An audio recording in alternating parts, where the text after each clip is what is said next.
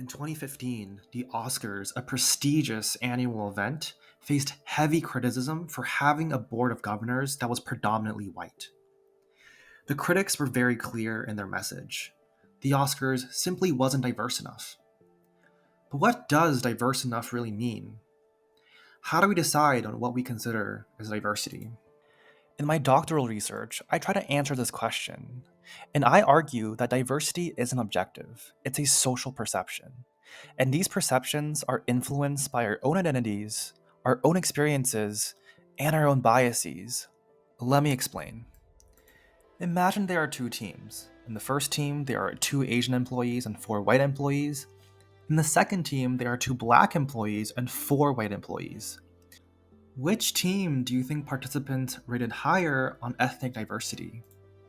Psychologists Bauman and colleagues found that the answer depends on who you're asking. White participants thought that the teams were similarly diverse, whereas Black and Asian participants thought that the teams with more members with their ethnic in-groups were more diverse.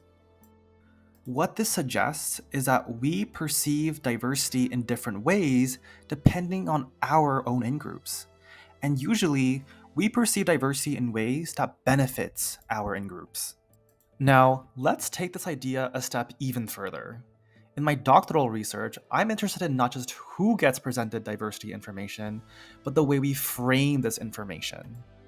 For example, how does seeing faces versus numbers affect how we perceive diversity information? Here's what I found so far. Let's say there are two companies. In company 1, people see statistics of their employee demographics. In company 2, people see the same demographics, but instead of statistics, they see the employees' actual faces. Which company do you think people rated as more demographically diverse? In my preliminary data, I'm finding that people see company 2 as more diverse. This is because when we present faces of minorities, they become a lot more salient and therefore grab a lot more attention.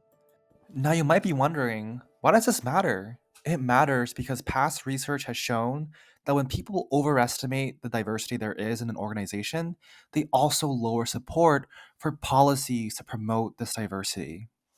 And yes, these perceptions are subjective, but they still influence how resources are distributed, how policies are designed, and how decisions are made.